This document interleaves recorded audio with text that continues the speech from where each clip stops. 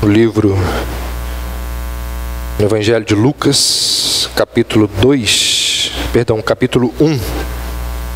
Lucas, Evangelho de Lucas, capítulo 1.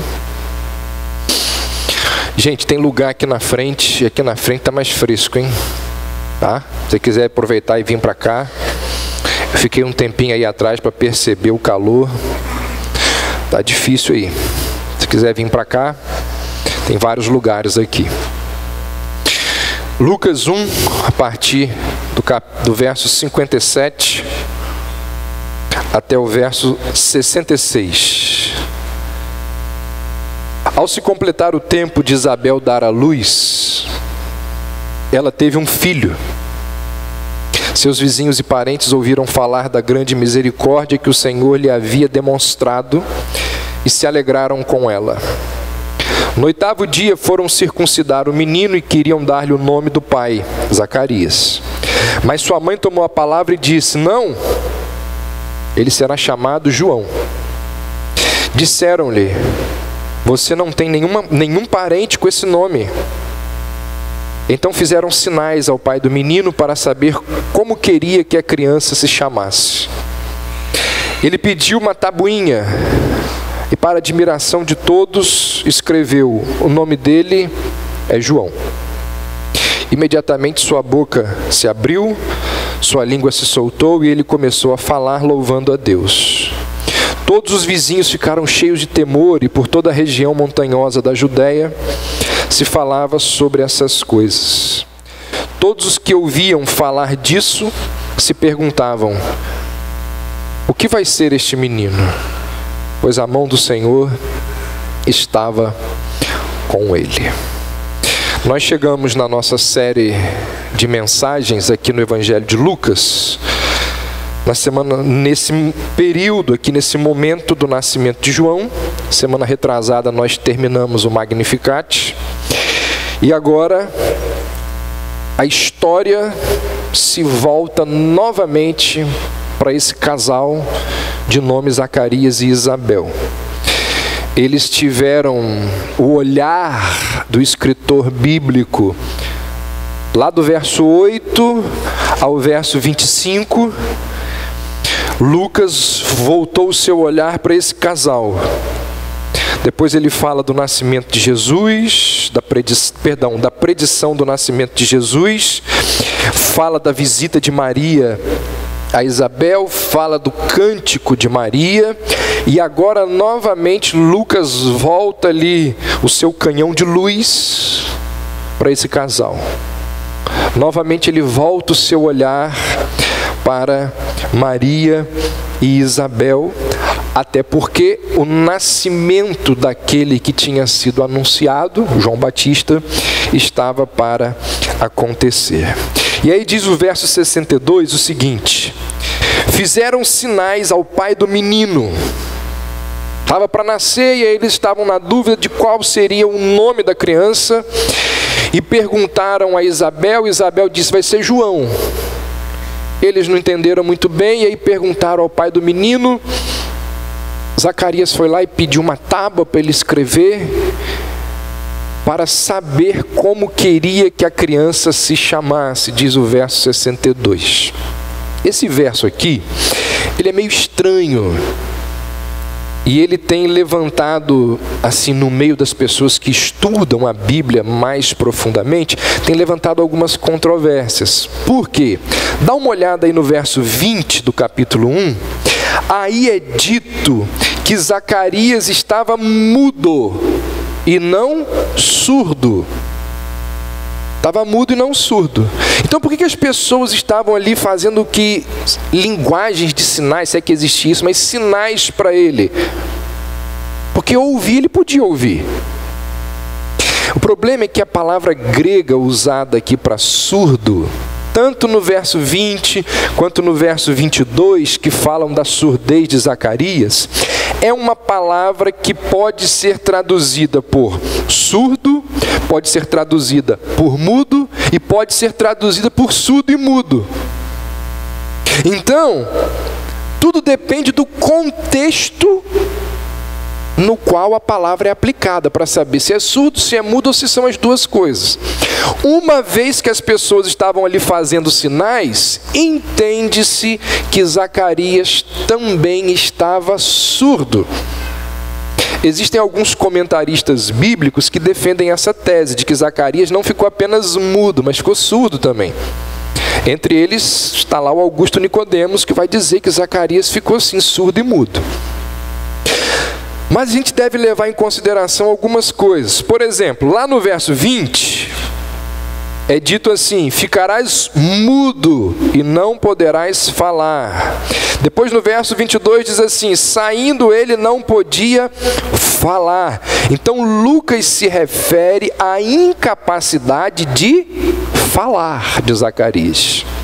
Em nenhum momento aqui no capítulo 1 é feita qualquer menção à incapacidade de Zacarias de ouvir. Lá no verso 64 que nós lemos, nos é dito que a restauração foi a restauração da fala e não da audição de Zacarias. Aí alguém pode perguntar assim: mas pastor, então por que as pessoas estavam fazendo gestos ali para Zacarias? Talvez porque na mente do povo a mudez estava ligado à surdez. Ou, devido à emoção daquele momento ali, as pessoas simplesmente se esqueceram de que, embora Zacarias não pudesse falar, ele podia ouvir. Então, não se sabe muito bem, há controvérsia se ele tinha ficado apenas surdo ou também tinha ficado mudo. O fato é que, quando existe aquela controvérsia sobre qual vai ser o nome da criança, Zacarias diz assim, com uma linguagem de sinais ali: me dá uma tábua aí que eu quero escrever. Diz o verso 63, ele pediu uma tábua e, para a admiração de todos, escreveu: o nome dele é João. E aí Lucas nos lembra que houve uma pequena controvérsia sobre o nome da criança. Se você observou na leitura que eu fiz, no verso 61, nos fala de um costume da época. Era comum na época colocar o nome de algum parente dos filhos, da família. Algum parente daria nome aos filhos. Olha o que diz o verso 61. Ninguém há na tua parentela que tenha esse nome. Não era comum colocar o nome do pai, mas por algum motivo que a gente não sabe, os vizinhos fazem essa sugestão. É o que diz no verso 59. Foram circuncidar o menino e queriam dar-lhe o nome do seu pai, Zacarias. Então, no meio de todo aquele debate, coloca qual o nome na criança? O nome do pai? O nome de algum parente? Isabel e Zacarias dizem assim: não vai colocar nome nenhum que vocês estão pensando, o nome dele vai ser João, porque o anjo do Senhor nos apareceu tempos atrás e nos disse que o nome da criança deveria ser João. Agora olha que coisa, que ironia, que coisa muito interessante. Sabe o que significa o nome João? Significa Deus é misericordioso, ou Jeová é misericordioso. Por que Deus insistiu em dar este nome a alguém que seria pregador do juízo e da condenação? Deus é misericordioso, significa o nome dele, mas ele seria alguém que pregaria juízo, que anunciaria condenação. Você lembra qual era o vocabulário utilizado por João Batista nas suas pregações? Raça de víboras. A ira vindoura está por vir. O machado está posto na raiz da árvore.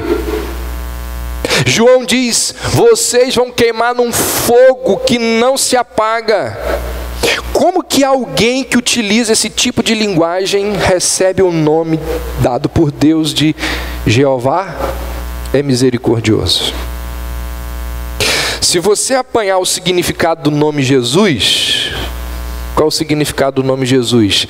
Ele salvará o seu povo dos seus pecados. Aí sim faz sentido.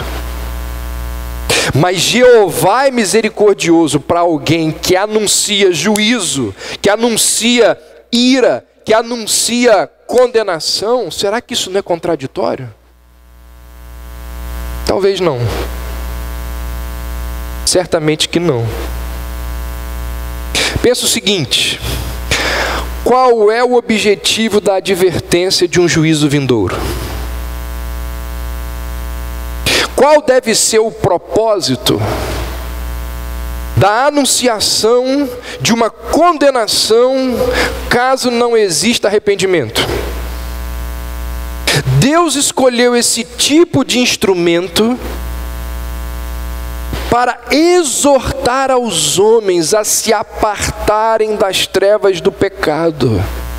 Então o nome João estava sim de acordo com o ministério que o filho de Isabel ia desempenhar, porque por meio dele e por meio da sua mensagem extremamente severa, muitas pessoas viriam a experimentar a misericórdia de Deus.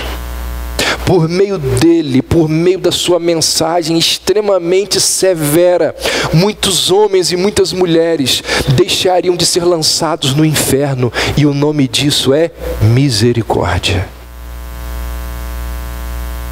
Essa questão de dar nomes ao longo da Bíblia, né, e ao longo da história, essa questão de nomear é algo muito interessante, e eu acho que vale a pena alguns minutos aqui da nossa reflexão. Dar nomes sempre foi prerrogativa de um superior. Sempre foi. Pais nomeiam os filhos. Adão, diz a Bíblia, que ele exerceu o seu domínio sobre a natureza e sobre os animais, dando a cada um deles os seus respectivos nomes. Lá em 2 Reis 23 é dito que o faraó vitorioso muda o nome de um rei que ele conquistou. Não foi assim que aconteceu com Nabucodonosor, quando escravizou lá os israelitas, e ele apanha Daniel e seus 3 amigos e muda o nome deles. Na época de Isaías, se você olhar lá no capítulo 4 de Isaías, já era comum os maridos darem o seu nome às suas esposas, ao se casarem com elas. As pessoas, diz a Bíblia, elas devem ser batizadas em nome do Pai, do Filho e do Espírito Santo. A Bíblia diz que todo joelho se dobrará diante do nome de Jesus Cristo. O nome de Jesus, diz a Bíblia, é o único nome sobre a terra capaz de expulsar demônios. A Bíblia diz que no livro da vida, que traz lá o destino de cada pessoa deste mundo, estão registrados os nomes das pessoas. Na oração do Pai Nosso, tem uma parte onde é dito assim: santificado seja o teu nome. Ali nós estamos reconhecendo a grandiosidade de Deus. Então, biblicamente, nomear, dar nomes, isso é prerrogativa de um superior. Outra curiosidade: na Bíblia, por vezes, em alguns momentos, a doação de um nome significava a convocação da pessoa, assim nomeada ou assim chamada, para alguma posição específica, para alguma função, ou tendo alguma coisa a ver com o contexto que a pessoa vivia. Por exemplo, Raquel, diz lá o texto que ela estava triste. Por causa da sua tristeza, ela quis dar ao seu filho recém-nascido o nome de Benoni. Benoni significa filho da minha tristeza. Aí aparece o pai e diz assim: nada disso, vai dar esse nome para ele não. E aí Jacó decide chamar o seu filho de Benjamim, que significa filho da minha mão direita. A outra esposa de Jacó, ela enxergava em cada filho que nascia uma indicação que a partir daquele momento Jacó, que amava muito mais a Raquel do que a ela, então ela via em cada filho que nascia a possibilidade do marido amá-la a partir daquele momento. Então dessa maneira ela nomeava os seus filhos baseado naquele contexto, naquela circunstância. Gênesis 20, lá é dito que teve um momento em que houve uma divisão da terra, um terremoto. E naquele momento uma criança nasceu e a mãe colocou o nome dele de Peleg, que significa divisão da terra. Moisés, por que o nome é Moisés? Porque das águas ele foi retirado. Moisés dá o nome a um dos seus filhos de Gerson, que significa o quê? Peregrino, estrangeiro. Por quê? Porque na época Moisés estava longe de casa. Numa outra situação é dito que uma mãe dá o nome do seu filho de Icabode. Icabode significa foi-se a glória de Deus, devido à arca do Senhor ter sido roubada. O outro nome de Salomão, lembra qual é? Gedidias. Salomão tinha esse outro nome. E o nome Gedidias era para dar a entender o quanto Deus o amava. Então, essa questão de dar nomes na Bíblia não é uma coisa simples. Não é por acaso que existe toda uma história por trás desses nomes. De acordo com o texto bíblico que nós estamos lendo aqui, e de acordo com grande parte da Bíblia, o nome de uma pessoa sempre representava o caráter dessa pessoa. Jacó lutava com um anjo. E querendo saber qual era a identidade daquele anjo, Jacó agarra nele e diz: rogo-te, me diga o teu nome. Porque Jacó entendia que o nome estava ligado à identidade. Quando os fatos acerca de um homem sofriam alguma mudança importante, que interferia diretamente no seu caráter ou na sua personalidade, era-lhe dado um novo nome. Sarai teve o nome mudado para Sara. Abrão teve o nome mudado para Abraão. Jacó teve o nome mudado para Israel. Simão teve o nome mudado para Pedro. Saulo teve o nome mudado para Paulo. Deus, ao longo da história do Antigo Testamento, sempre usou a expressão por amor do meu nome, que significava o quê? Por amor da minha reputação. Se a sua reputação fosse manchada, logo os seres humanos duvidariam do caráter de Deus. Então essa história aqui de dar nomes, ela não é banal, ela não é simples. Conta-se que uma vez um casal de judeus estava discutindo para saber qual seria o nome da criança. E discutindo feio. Tão feio que eles procuraram um rabino para pedir a ajuda do rabino. E o rabino ali pergunta: qual o problema? E vira a esposa e diz assim: ele quer dar ao menino o nome do pai dele, e eu quero dar ao nosso filho o nome do meu pai. E o rabino perguntou para a mulher: qual o nome do seu pai? José. E qual o nome do pai do seu marido? José. Mas então qual o problema? Não estou entendendo aqui. E a mulher disse: o problema é que o pai dele era um ladrão de cavalo e o meu era um homem honesto. Como eu vou saber se o meu filho ganhou o nome do meu pai ou o nome do pai dele? E o rabino pensou e disse assim: faz o seguinte, chama o menino de José. Quando o tempo passar, quando ele crescer, vocês veem se ele vai ser um ladrão de cavalo ou se ele vai ser um homem honesto. Com o tempo vocês vão saber de quem é o nome que ele recebeu. Qual é a moral da história?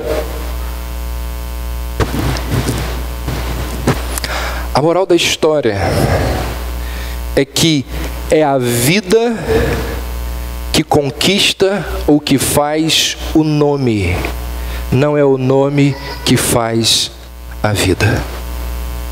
Quantas pessoas têm um nome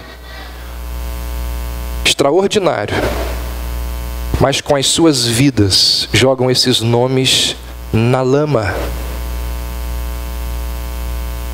Fulano é de uma família que tem um nome a zelar, tem um nome na sociedade, mas com a vida, com o exemplo péssimo, lança o nome dela e da família no lixo.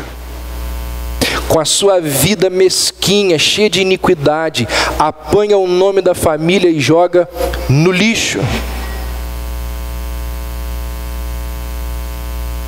Quantos filhos não cresceram ouvindo dos seus pais a seguinte frase: você tem um nome a zelar.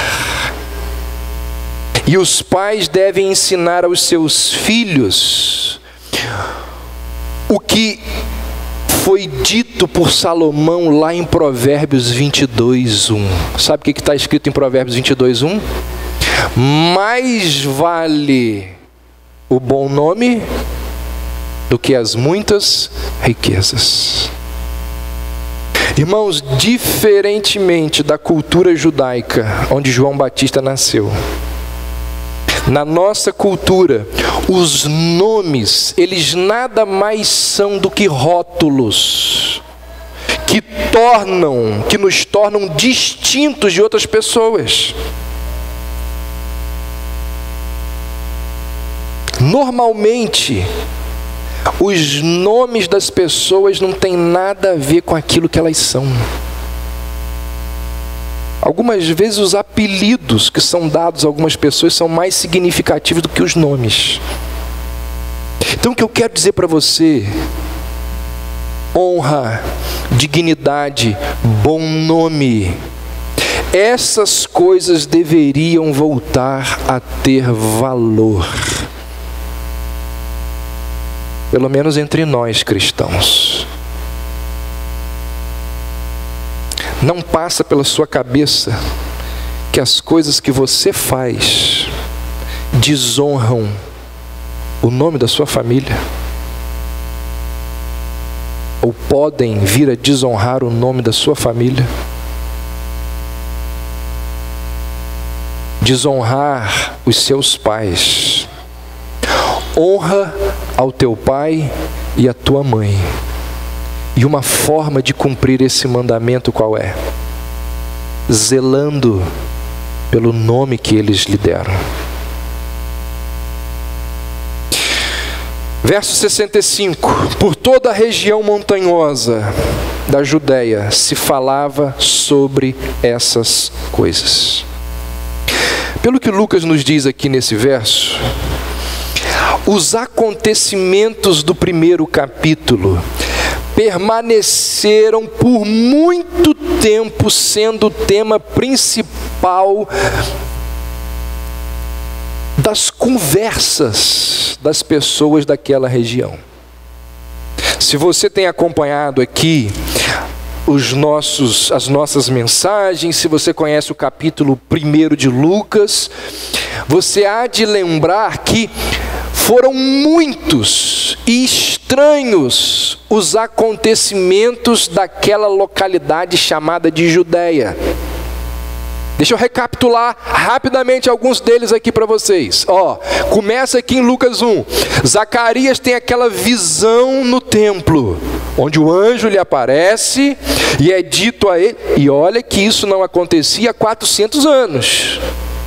Zacarias tem aquela visão no templo lá do anjo, Depois ele fica sem poder falar durante meses. Nasce uma criança cujos pais eram avançados em idade. Repentinamente os lábios desse sacerdote se abrem, e o modo imediato e sincero com que ele louva ao Senhor. Se você apanha tudo isso, você vê que tem muita coisa estranha acontecendo. E Lucas nos diz, olha aí no verso 65, ele diz que essas coisas foram comentadas e continuaram sendo comentadas e analisadas por todas as pessoas daquela região montanhosa. Há um comentarista bíblico chamado William Hendricks, ele diz assim: a conversação entre as pessoas sobre as obras de Deus é muito melhor que os mexericos sobre os defeitos dos homens. Sobre fofoca. Isso aqui deveria nos levar a refletir.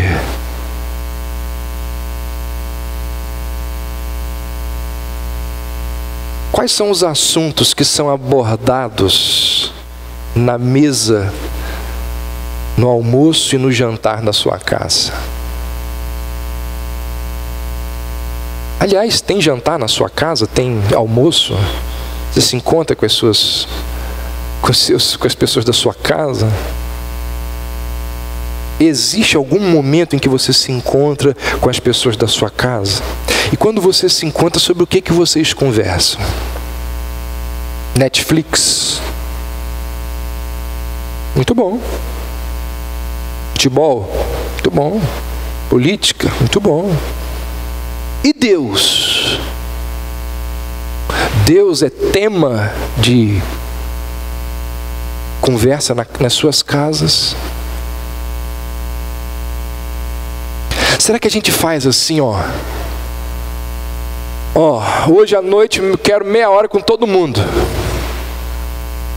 Aqui. O que, pai? Vamos conversar sobre o que o pastor falou lá no domingo?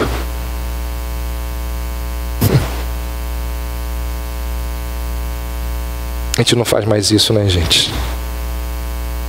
A gente não faz mais isso. Quais são os assuntos das nossas casas? Sobre o que conversamos quando nós estamos dentro dos nossos carros, voltando para as nossas casas, depois de um momento como esse aqui? Se a gente pudesse fazer, né, um check-up do que nós conversamos nos nossos grupos de WhatsApp. Em que momento ali tem conversas que honram a Jesus Cristo, que nos fazem refletir? O texto diz que as pessoas da região da Judéia conversavam sobre os últimos acontecimentos proporcionados por Deus. Vocês já pararam para imaginar se nas nossas casas o assunto principal fosse os grandes feitos do Senhor?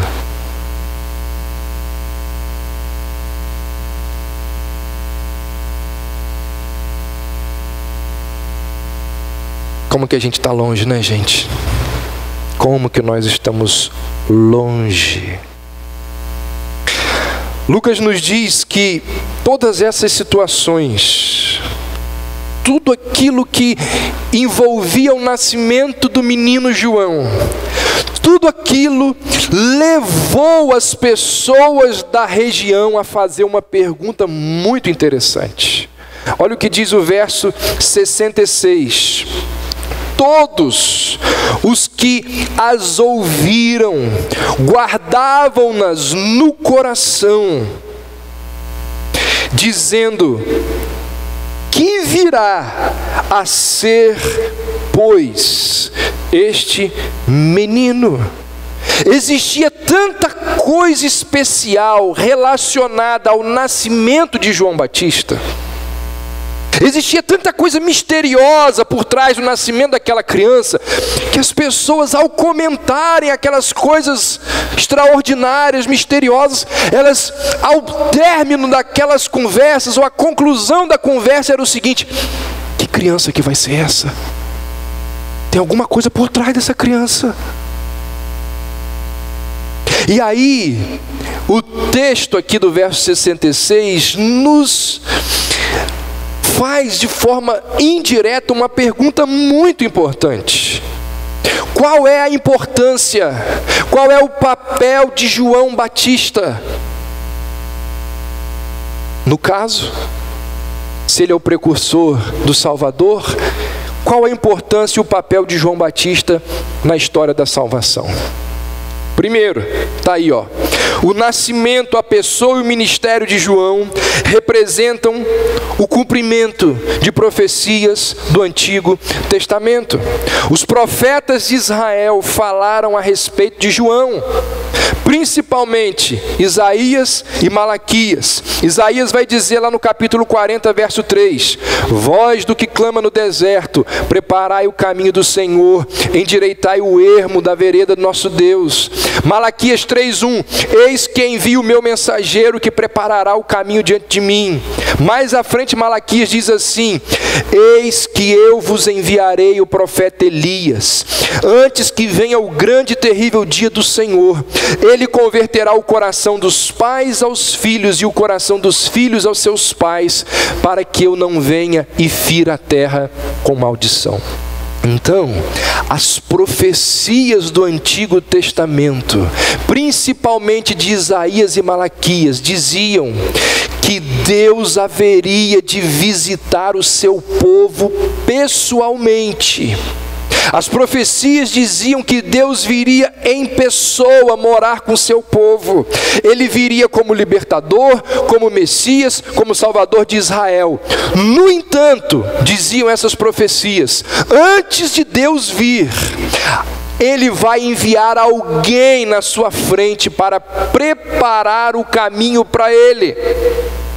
E esse mensageiro, diziam os profetas, será como uma voz que clama no deserto. Esse mensageiro virá na força ou com o sentido do ministério de Elias, que pregava arrependimento. Esse mensageiro haveria de converter o coração de muitas pessoas a Deus. Então essas profecias, elas convergiram, elas se cumpriram na pessoa de João Batista.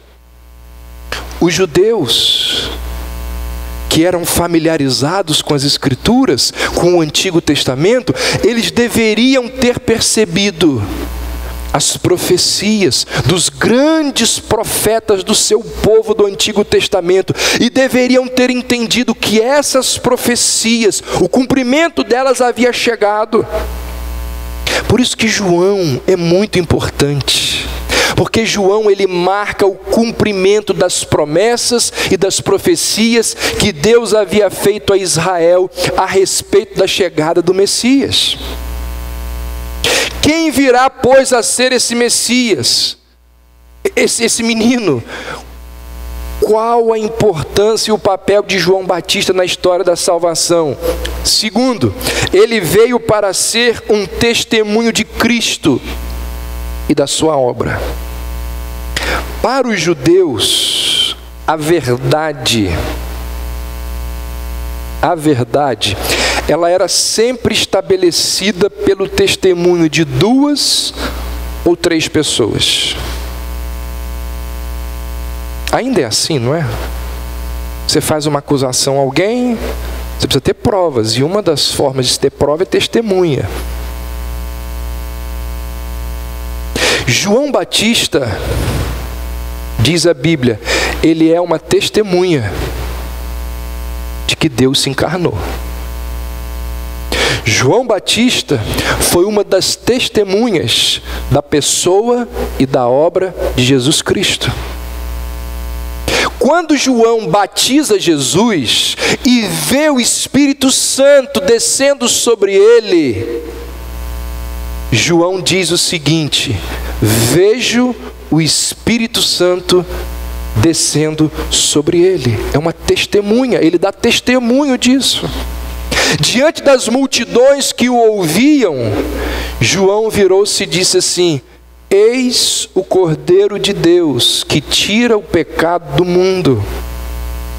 E ele disse assim: eu dou testemunho de que ele é aquele que estava por vir. O próprio Jesus Cristo, nas suas mensagens ou nas suas conversas, ali, por exemplo, com os fariseus, ele apelou para o testemunho de João. Jesus uma vez disse assim para os fariseus: vocês não deram crédito à pregação de João Batista, por isso que vocês não creem em mim. E aí depois Jesus dá uma alfinetada neles: por isso que as prostitutas e os publicanos entrarão no reino de Deus na frente de vocês.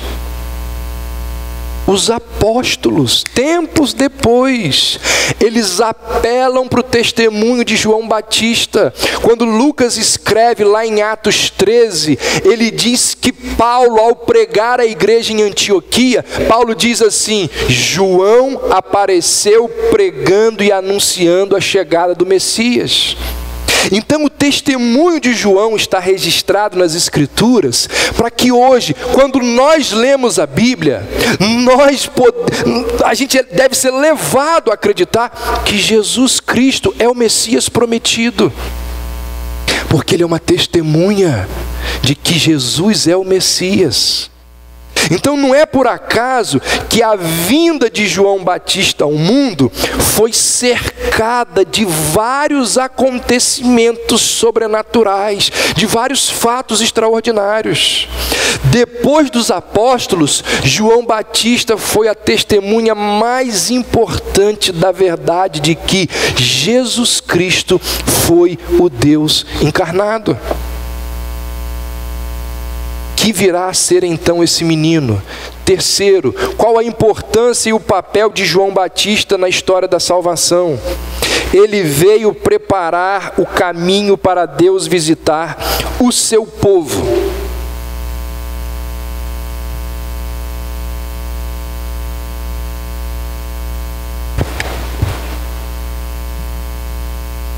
Com algumas exceções, poucas, mas com algumas exceções,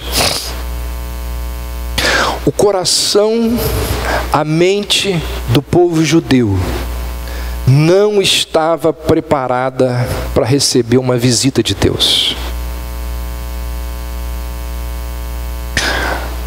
O que eu quero dizer com isso? Os líderes religiosos da época de Jesus eram hipócritas, eram políticos, motivados por desejos gananciosos. Esses líderes religiosos visavam o lucro, exploravam a fé das pessoas da sua época. Gente, estou falando da época de Jesus, né? De hoje não. Os líderes religiosos da época, eles apanharam a religião da graça de Deus, que Deus concedeu a Moisés, e transformaram essa religião baseada no esforço e no mérito, numa religião legalista baseada no esforço e no mérito. Os cultos que aconteciam no templo tinham perdido o significado. As coisas de Deus haviam se transformado num negócio, numa mercadoria. E por causa de tudo isso, existiam ideias erradas, equivocadas, distorcidas acerca do Messias. A maior parte dos judeus aguardava um Messias político, libertador, um guerreiro. Os próprios discípulos. Veja lá, momentos antes da crucificação, os discípulos estão em crise, porque Jesus diz que ele vai morrer. Porque eles aguardavam um Messias que fosse um libertador. Então, diante de todo esse cenário, era preciso que alguém viesse antes de Jesus e endireitasse as coisas que estavam extremamente distorcidas. Se Jesus viesse sem que antes João aparecesse, pouquíssimas pessoas o reconheceriam como Messias. É nesse sentido que João é aquele que endireita os caminhos do Senhor. Não é dito isso acerca dele? É nesse sentido que João prepara o caminho do reino de Deus. E foi exatamente isso que João Batista fez. No tempo certo, ele sai e começa a pregar acerca de arrependimento. João diz assim: arrependam-se, porque é chegado o reino de Deus. Arrependam-se do formalismo, da hipocrisia, do adultério espiritual. Vocês criaram uma religião baseada nas obras, no esforço. Arrependam-se, porque o reino de Deus está chegando. Então João, ele aponta o caminho para Jesus como aquele que estava por vir e tinha chegado. Em quarto e último lugar, qual a importância e o papel de João Batista na história da salvação? Baseado na pergunta que o povo faz: quem, pois, será esse menino? Diante de tantos acontecimentos sobrenaturais, eles se perguntam: quem vai ser esse menino? Quarto, João serviu de referencial para a pessoa e para o ministério de Jesus. Conta-se que o Papa ganhou um carro novo. E o Papa gostou tanto do carro, que ele pediu o motorista para dirigir. E aí o motorista foi para o banco de trás e o Papa foi lá dirigir o carrão. E quando eles estão ali andando pelas ruas de Roma, eles foram parados numa blitz.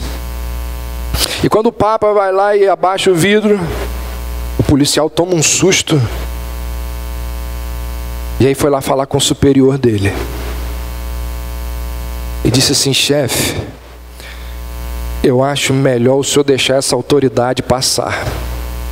O senhor imagina quem ele é, porque o motorista dele é o Papa. Moral da história: você mede o nível de autoridade pelo nível do motorista, não é? Guardadas as devidas proporções, nós devemos pensar em João Batista da mesma maneira. Ele veio ser o precursor de Jesus. Ele veio ser aquele que iria preparar o caminho do Messias. E é muito interessante que na Bíblia a grandeza de Jesus, ela é comparada ou medida com a grandeza de João. Jesus vira no momento da sua vida e diz assim: entre os nascidos de mulher não houve ninguém maior do que João. Você consegue entender essa fala de Jesus? Entre os nascidos de mulher não houve ninguém maior do que João. E olha que João não expulsou demônio, João não fez milagre, João não curou doente,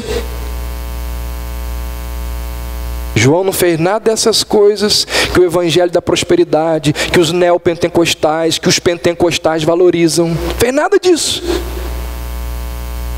E Jesus diz: entre os nascidos de mulher teve ninguém maior que João. O que João fez? Pregou. E Jesus disse que não tinha ninguém, não houve ninguém maior do que ele. Perceba que não é a realização de coisas espetaculares que faz alguém grande. é humildade. Jesus disse: se alguém quiser ser o maior, que seja o menor.